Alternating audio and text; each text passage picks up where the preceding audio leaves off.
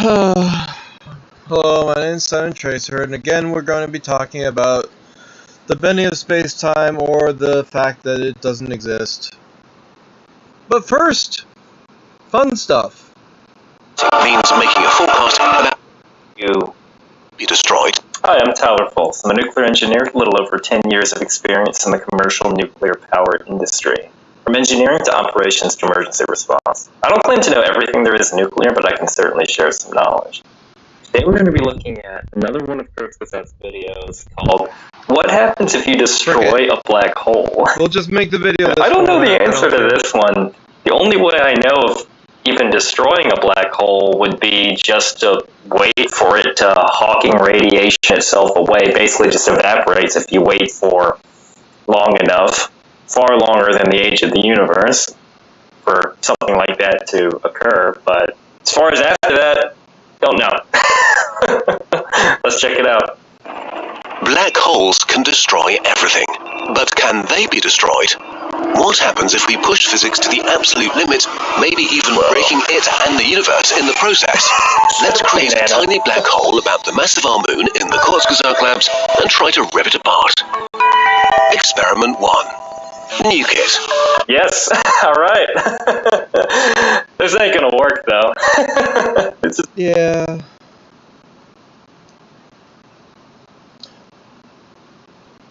I got a thing to mention about this actually also. We'll get there. It's gonna make it bigger. Big booms break things, so to set the mood, let's explode the world's entire nuclear arsenal around our black hole.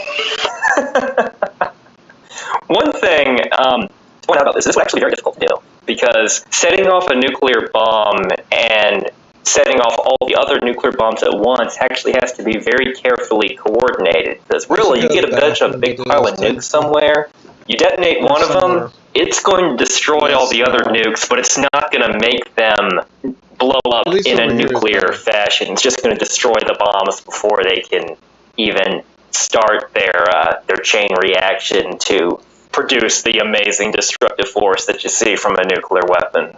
This is not saying it's impossible. It's very possible, but it involves a lot of very careful, meticulous timing. It's all got to happen like clockwork in order to produce the desired effect. But yeah, but it's a really cool thought experiment. Boom. Black holes swallow whatever crosses their event horizon, matter and energy. Just so you know, green glowy stuff associated with nuclear is about... Yeah, so here's the problem that they're representing. The explosion from a nuclear bomb is said to be considered to be the same as mass.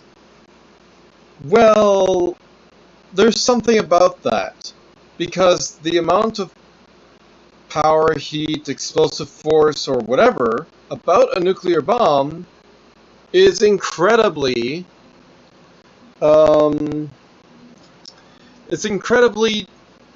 tiny amount of stuff, and the bang is much bigger.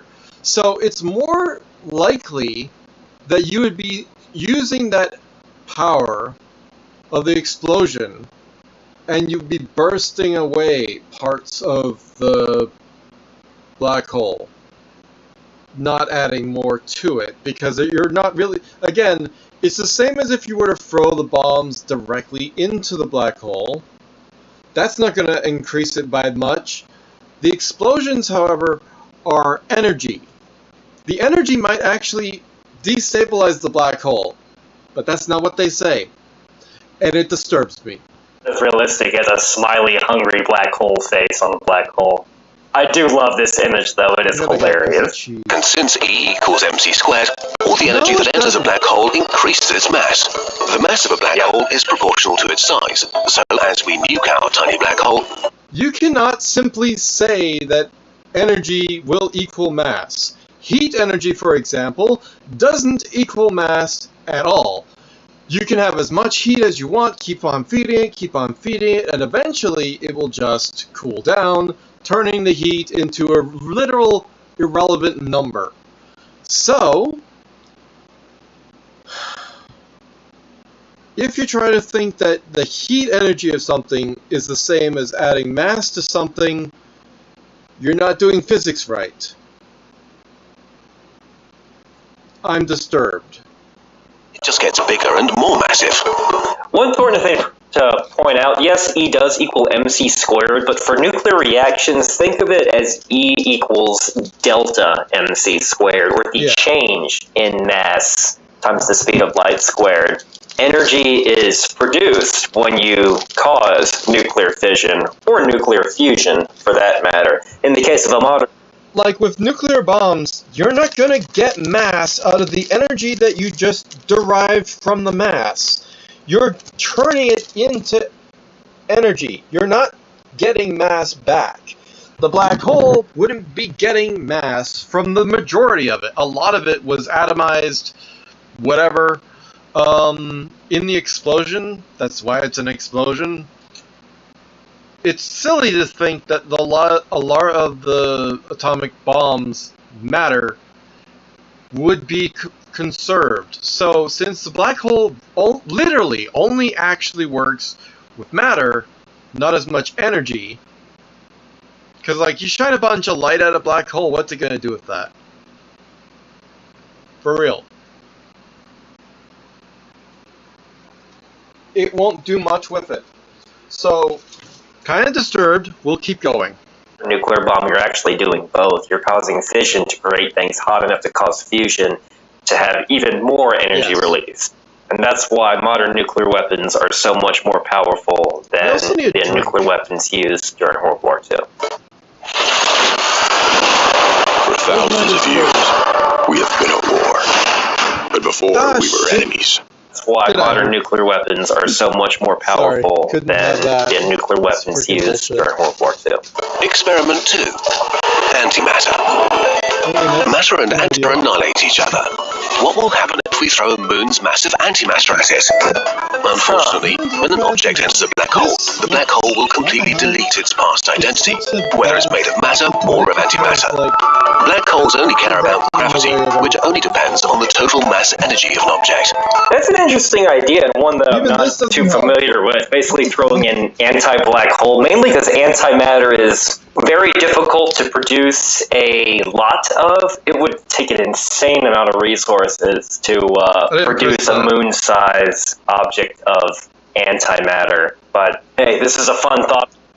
I mean, yeah, like, let's not try to do logistics about this. Experiment where we have access to possibly a universe's worth of resources, and we're doing experiments, so I'm all for it. And the mass of a particle is the same as its corresponding antiparticle, so throwing an anti-moon has the same effect as throwing a moon. The black hole just gets more massive. This deleting ability of black holes is pretty interesting. It means that despite their size and power, black holes are, in a way, similar to elementary particles. An elementary particle, like an electron, is an extremely simple object, fully specified by just 3 numbers: its mass, spin, and charge. And amazingly, the same is true for black holes. Not exactly. I need to get something from behind my fridge. Did it break? I hope not. Oh, it didn't break. It's just covered in ib. Anyway, here's the thing. Matter is not simply just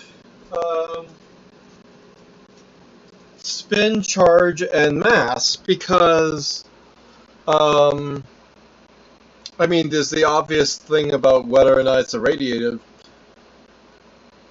Never mind.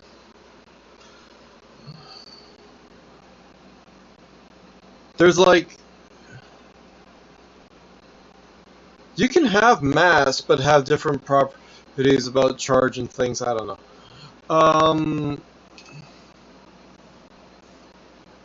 I feel like there's another piece. I don't know how to describe it. If it's fundamental, that fuck. Yeah, I just dropped my phone. Let's keep going. They have a mass, they can rotate and carry an electric charge. Once a black hole forms, it doesn't matter if it comes from a collapsed star, an anti-star, or a banana. It will always be fully described by those 3 numbers, nothing else. But if a black hole is basically a weird particle, Could we destroy it with an anti-black hole? I like that. Artistic Experiment license. 3. Anti-black hole. Whoa. How exciting. A particle has the same mass as its corresponding antiparticle, but opposite charge.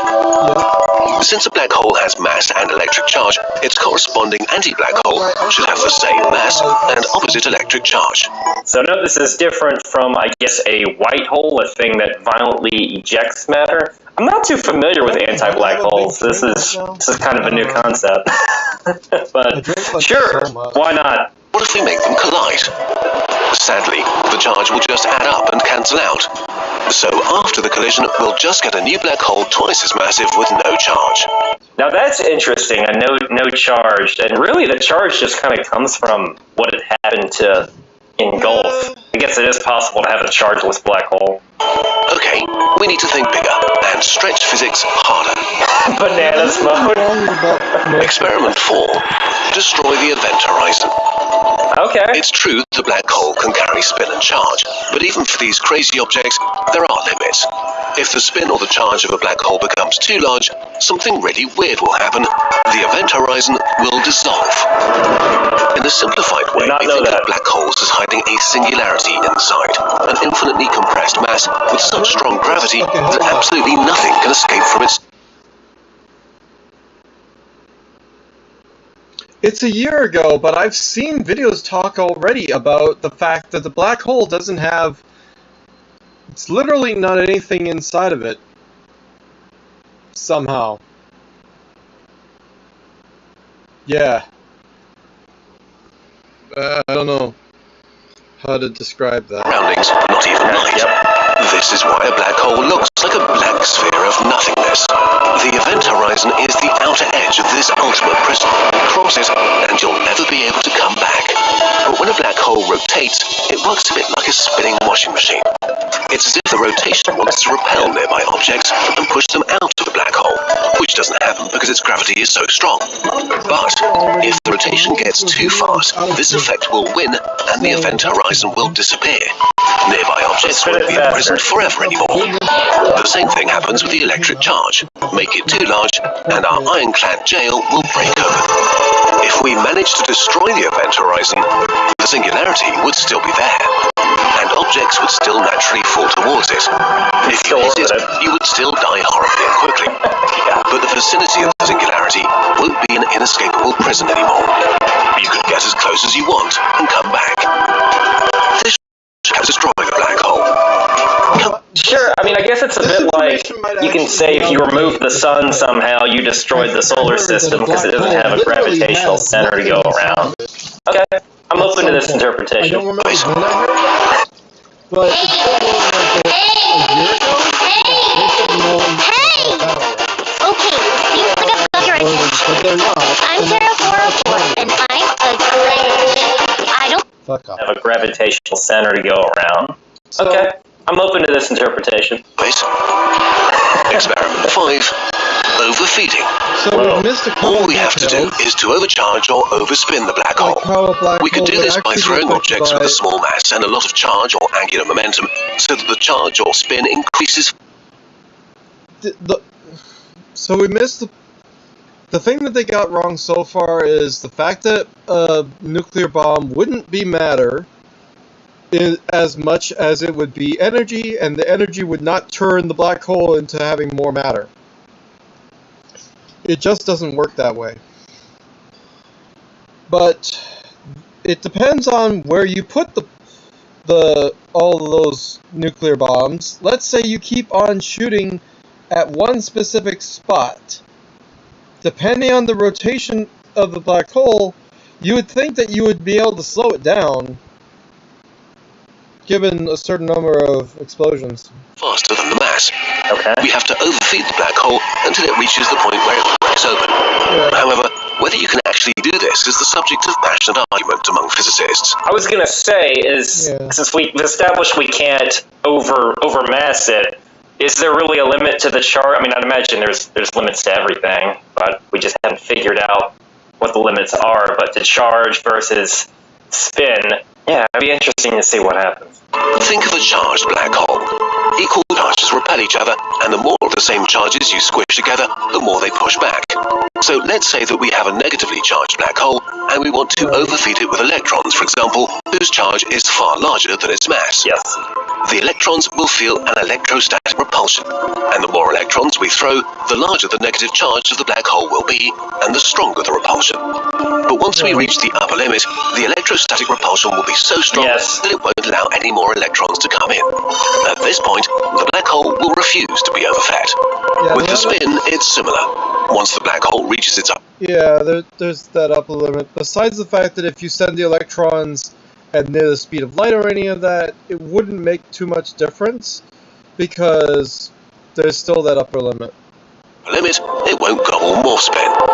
But some scientists have discovered what looks like... How's the limit of spin work, though? Because I can understand charge being repulsive, but spin, is it just an absurdly high centrifugal force? Yes, maybe? exactly.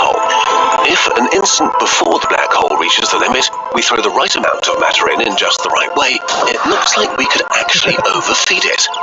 Most scientists are skeptical, but let's give it a try anyway. The end. Breaking physics. There is a catch, though. The event horizon of a black hole hides the singularity. So destroying the horizon would leave us with a naked singularity, one that is not hidden by an event horizon. And this poses a problem. It could mean the end of physics as we know it. Two main theories about how black holes work. First of all, you have a singularity in it, or you simply have the black hole itself.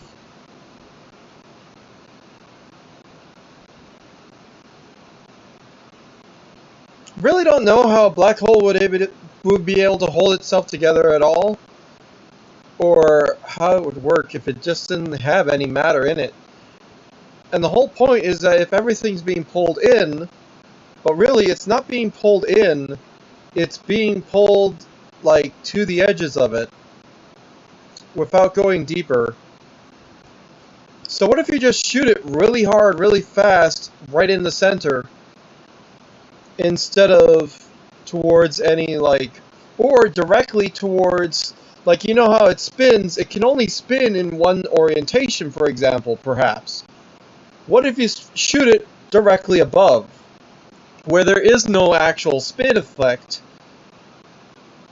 or the effect is most extreme? Would you not have some ability to do something? Who knows? There's a big dirty secret about black holes.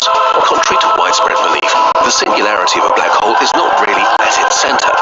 No, it's in the future of whatever... Actually, no. ...crosses the horizon. Because it curves time, Because it curves time. Exactly! What people are talking about. And I'm here to shut them up about. Because that's not what happens. You cannot curve time. Just as much as time dilation has been disproven by the simple fact of how those atomic clocks actually work, the theory of time dilation is core to the idea of space-time curvature, and how as you move closer to a gravity field, you get a twisting, a warping of space-time. It never actually happens. Time is the same everywhere. The clock simply has to the light simply has to catch up to the clock the faster it goes, which is what I keep telling people, because that's how it happens. So, truth is, if there is no time dilation, if there is no space-time warping, then this theory here is a lot of bunk. So that doesn't happen. All that you're about to see, complete fiction. The universe so drastically that at the event horizon, space and time switch their roles. Once you cross it, falling towards the center means going towards the future. That's why you can't escape. Stopping your fall and turning back would be just as... It's not that you can't blah blah blah blah blah. It's that with a black hole, it's spinning so fast that not even light could enter it, because the spin forces it to be knocked away.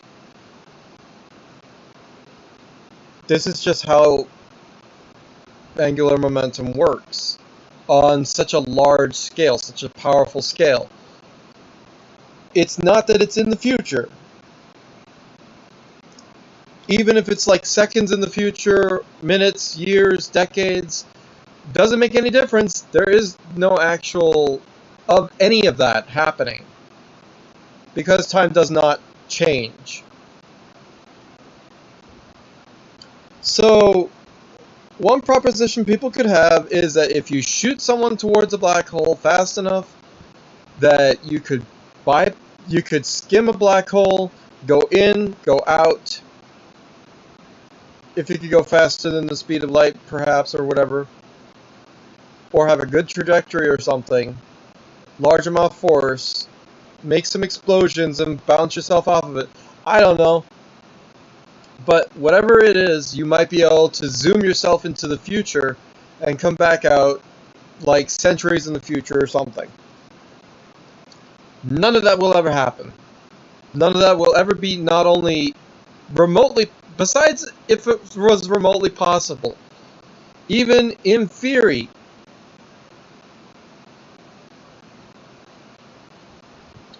Unless you subscribe to the idea of time dilation, which everyone seems to be doing nowadays for the past 100 years. And I'm extremely disappointed in everyone for not... But here's the thing. I'm not extremely disappointed in everyone because they're not an expert in the way that we've discovered how time dilation is even said to be observed. Possible as stopping time and travelling to the past. So the singularity is actually in your future, not in front of you. That's crazy to And think just about. like you can't see your own future, you won't see the singularity until you hit it. But you also can't hit something that's in your future, only sort of experience it, like you'll experience your next birthday when it happens. I guess that makes sense, because I saw in like one of their other videos they did, like if you're an outside observer watching someone fall into a black hole, they would just kind of disappear once they cross the event horizon and just sort of become out of reach. And that's actually a good analogy, because after all, they can't... The reason why things disappear once they go behind the event horizon most likely is because the light isn't able to then... There's like this veil. You either are in the event horizon being sucked in hard enough that the rotation of it, whatever, can't force... The light just can't get out of it because it's being pulled in that dramatically. The speed of light doesn't make any difference. You just can't have any of the light actually coming out for whatever reason. That doesn't mean it's going into any future or anything. It's just being either obliterated or shielded simply because of the intense gravitational forces involved.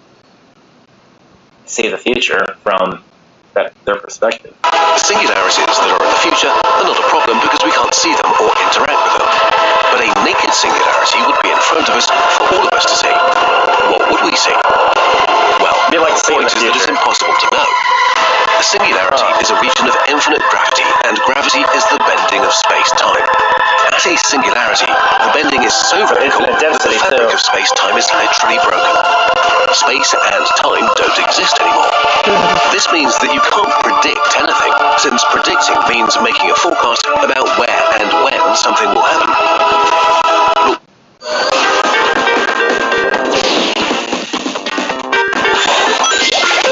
But where and when have lost their meaning. So we have an unpredictable thing with infinite gravity and therefore infinite energy. This means that... Not exactly. It's just a very long in the future prediction. It's just as if you were to say, if I were to play screwdrivers and if I were to keep my pedal to the metal for like 10 minutes, I'll reach the speed of sound. That can happen, and I can predict that far into the future, but I don't have to experience it to predict it. Similarly, better prediction models can predict all sorts of crap that you can think of. Who cares? could come out of it for no reason, from a pile of bananas to lost socks or a solar system. There you go. There's where the socks are that I lost. They went into a naked singularity. Makes sense. Causality and physics as we know it would break down. We think that singularities should exist in nature because we can prove that under very general conditions, gravitational collapse leads to the formation of singularities. However, scientists think that nature forbids the formation of naked singularities. Something enforces the creation of an event horizon around them to prevent their insanity from infecting the rest of the universe. Without event The thing about event horizons is because of everything being so extreme, it literally can't escape. So it's like having a roundabout and there is no off-ramp because you're going around it so fast. You're always in the left turn lane. There's no outside lane. I don't know. The other thing is, stuff goes out all the time. It's called apparently it's called Hawking radiation, and that is the ground up bits of everything that goes in. The Hawking radiation is what comes out. It's just really fine powder, everything that could ever be. Basically quarks or something. Horizons, physics may not make sense at all. So although black holes have been portrayed as the ultimate monsters of the universe, they may actually be the heroes that keep us safe from the madness of singularities. So if we do destroy the horizon, we might destroy the fundamental rules of the universe. You know what? Let's not do that. Conclusion. The safe option. As far as we know, there's just one safe method to destroy a black hole. Wait. All black holes emit tiny particles, a phenomenon called Hawking radiation. I mean, what if you just sucked all the mass out of it? Using a black hole array that would be powerful enough to suck the mass out of it, and also strong enough that it could pull itself away from it because of our own gravitational something. Like, yeah, you could just eat one with a bigger one. And then if you could figure out a way to make an artificial black hole, you could figure out a way to disassemble it. This process causes them to slowly lose mass until they eventually evaporate, leaving behind no horizon and no naked singularity. The time it takes for a black hole to completely evaporate depends on its mass. For our mini black hole, the size of a speck of dust, it will be about 10 to the power of 44 years. 10 billion trillion times the present age of the universe. And like they said, that's at the low end. The supermassive ones I think are like 10 to the 100th years or something even crazier. Just mind-boggling. But that also means like No! Tiny black holes the size of the grain of sand won't evaporate over a very long time. They'll be gone in like minutes or maybe days. Unless you keep on feeding them something. The tiniest black holes simply evaporate in nanoseconds. really small ones that are like 10 to the minus 15 meters, can Hawking themselves away pretty quick. So yeah, make of that what you will. So is it possible to destroy a black hole? Yes, we just have to wait. Oh, that was fascinating. I love the breaking physics part, but the whole... So, again, the thing about time dilation, why it doesn't actually happen, and all of that shit, is because we literally know that the faster your let's say you have the atomic clock, and it's based off of reflections of light, a laser, in the tiny clock, atomic clock, right? The faster you go, because light is a stable speed, it will take longer for that light to keep up with the clock. So if you're going 10,000 kilometers a second, that's going to have an effect on how your clock is versus if you're going 100 kilometers a second. Won't have much of an effect at all. But also, the more you change, every time that you change your speed, you are changing the amount of distance the light has to go. And if, as they say, you're pointing the laser basically up, which you wouldn't actually be doing because you would have to point it towards where the reflector would be when it gets there. And for light, that can skew a little, that can be super accurate because it happens so rapidly. So, okay, maybe you did point it straight up. I said in a you'd have to point it at an angle, and that's true if you're going at extreme speeds. But if you're going at like 10,000 meters per second, it's not that big of a deal. But the point is, the faster you go, the more light will be lagging behind. Literally, if you're just standing still, it just has to move the space of the area in the clock itself, which could be like an inch. But if you start moving at 100 meters per second, that's 100 meters per second that it has to keep moving in order to keep up with it. And if you go 10 times that speed or 1,000 times that speed, it has to go 1,000 times that distance. Now, it doesn't translate directly to the amount of time that you would be losing for these atomic clocks. But let's just say it. These clocks going at speed will lose time. There is no such thing as time dilation, unfortunately. Because they just don't know how they have not been compensating for that.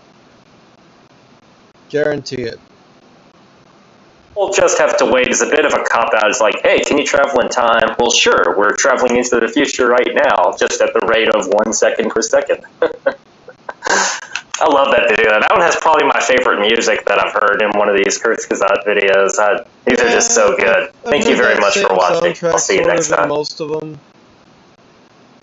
It's like how the funny videos all have the monkeys, crazy monkeys thing.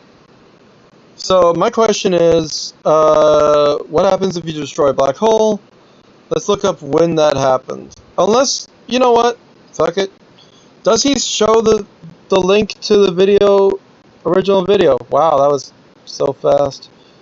It was available in, okay, no, hold on. You showed the link to the channel, not the link to the original video. I'm just going to be sad for a few milliseconds and say that this doesn't help me find the video. So I'm going to have to tell him that.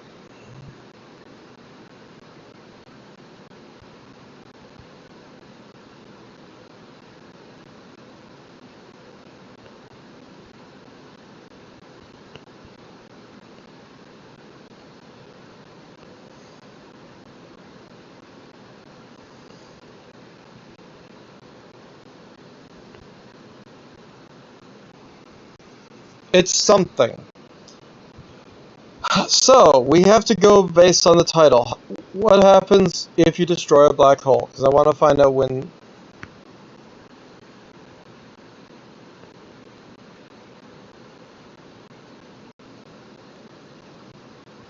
Okay.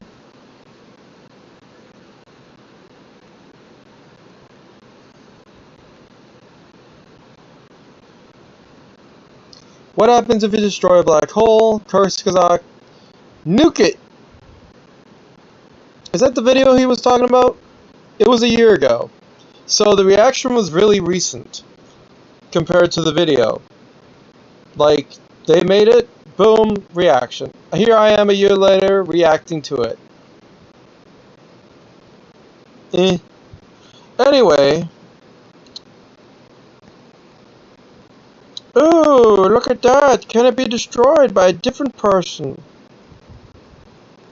Oh god, it's a TED Talk. TED Ed. And it's 5 years ago. We need this information in our lives. At Alpha X, teens turn their passions into world.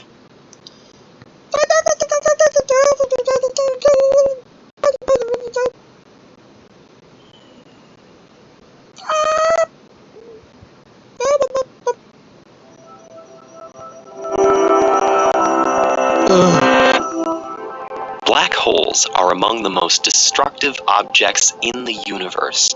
Anything that gets too close to the central singularity of a black hole, be it an asteroid, planet, or star, risks being torn apart by its extreme gravitational field. And if the approaching object happens to cross the black hole's event horizon, it'll disappear and never re-emerge, adding to the black hole's mass and expanding its radius in the process. There is nothing we could throw at a black hole that would do the least bit of damage to it. Even another black hole won't destroy it. The two will simply merge into a larger black hole, releasing a bit of energy as gravitational waves in the process. By some accounts, it's possible that the universe may eventually consist entirely of black holes in a very distant future, and yet there may be a way to destroy or evaporate these objects after all. If the theory is true, all we need to do is to wait. In 1974, Stephen Hawking theorized a process that could lead a black hole to gradually lose mass. Hawking radiation, as it came to be known, is based on a well-established phenomenon called quantum fluctuations of the vacuum. Yeah, kurzgesagt. According to quantum mechanics, a given point in space-time fluctuates between multiple possible energy states. These fluctuations are driven by the continuous creation and destruction of virtual particle pairs, which consist of a particle and its oppositely charged antiparticle. You know virtual particles don't have pairs, right? They're just random fluctuations in the grid where two separate fundamental parts, truly fundamental parts, intersect with each other as they are traveling in multiple different directions. They intersect, cause a little bubble, which we call a virtual particle, and then they simply stop being in the same intersection point. They keep moving and collapse. That is a virtual particle. It's a three-dimensional representation of what happens when you have two cars basically colliding, but then phase through each other. The bubble is there, but like they don't stay there, they just keep moving. Normally, the two collide and annihilate each other shortly after appearing, preserving the total energy. But what happens when they appear just at the edge of a black hole's event horizon? If they're positioned just right, one of the particles could escape the black hole's pull, while its counterpart falls in. It would then annihilate a matter goes into the black hole, it gets shredded up, and then some of it gets flown out as the thinnest stuff that could possibly be imagined. Hawking radiation. Is that not right? So they got this wrong. Another oppositely charged particle within the event horizon of the black hole, reducing the black hole's mass. Meanwhile, to an outside observer, it would look like the black hole had emitted the escaped particle.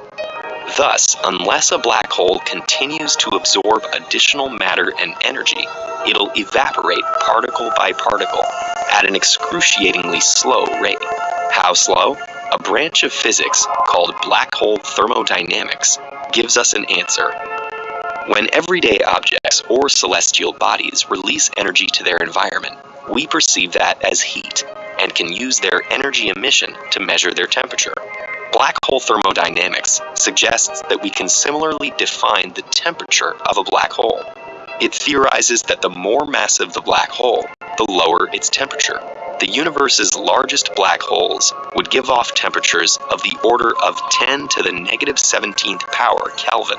very close to absolute zero. I am unfamiliar with the scale of Kelvin and how far close to zero that is. That is to say, not moving.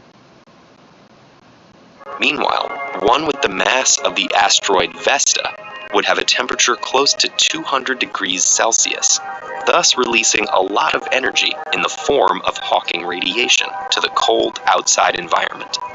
The smaller the black hole, the hotter it seems to be burning, and the sooner it'll burn out completely. Just how soon? Well, don't hold your breath. First of all, most black holes accrete or absorb matter and energy more quickly than they emit Hawking radiation. But even if a black hole with the mass of our sun stopped accreting, it would take 10 to the 67th power years, many, many magnitudes longer than the current age of the universe, to fully evaporate. When a black hole reaches about 230 metric tons, it'll have only one more second to live. In that final second, its event horizon becomes increasingly tiny, until finally releasing all of its energy back into the universe. And while Hawking radiation will have only one more second to live than the current age of the universe to fully evaporate. When a black hole reaches about 230 metric tons, it'll... You know, 230 metric tons is not much. If you consider a car to be maybe 5 tons, 230 is like a handful of cars. It's like 40 cars. Okay, 45 cars. Have only one more second to live. In that final second, its event horizon becomes increasingly tiny, until finally releasing all of its energy back into the universe. And while Hawking radiation has never been directly observed, some scientists believe that certain gamma-ray flashes detected in the sky are actually traces of the last moments of small primordial black holes formed at the dawn of time. I mean, eventually, in an almost inconceivably distant future, the universe may be left as a cold and dark place. But if Stephen Hawking was right, before that happens, the normally terrifying and otherwise impervious black holes will end their existence in a final blaze of glory. How did our universe begin? How will it end? The thing about black holes and the whole gravitational wave stuff is like, wait a second. What about if you were able to make an explosion big enough to make a gravitational wave that could rip apart the black hole? Could you do something like that? Well, you would need an explosion necessary to make the merger of a black hole seem like nothing. So, good luck with that. And yeah, the frequencies would be crazy. But it still wouldn't really rip apart the black hole. It would like destabilize. The longer you do it, it would destabilize more. But that sustained ripple is like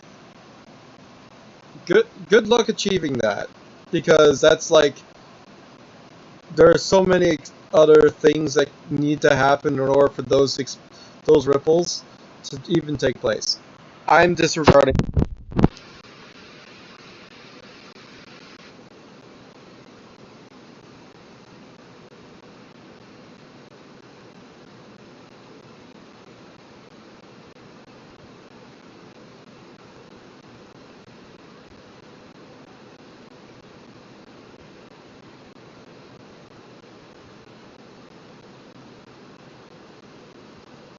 I'm not gonna be bothered about people who get stuff wrong in the supposed past.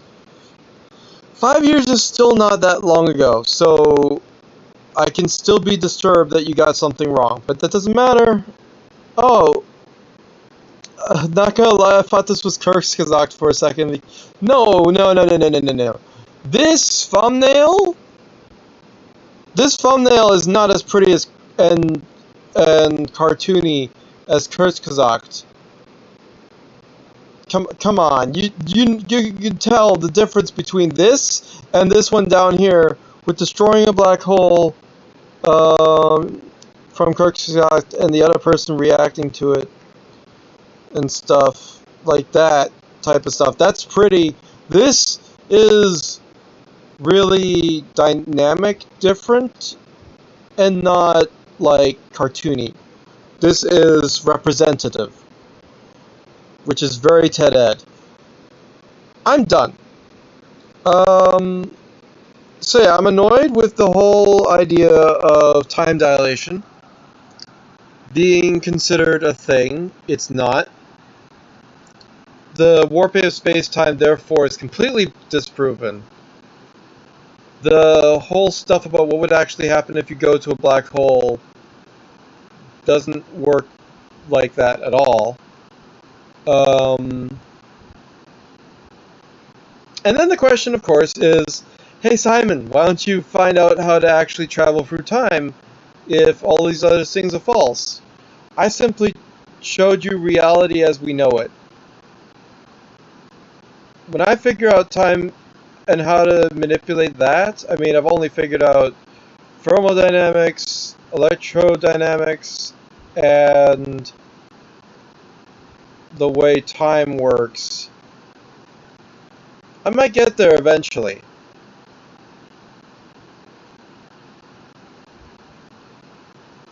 If you didn't think that I added anything, then leave a comment saying you're still wrong.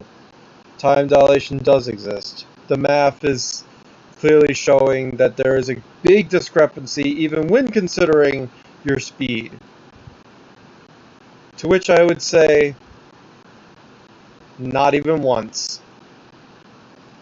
Bye!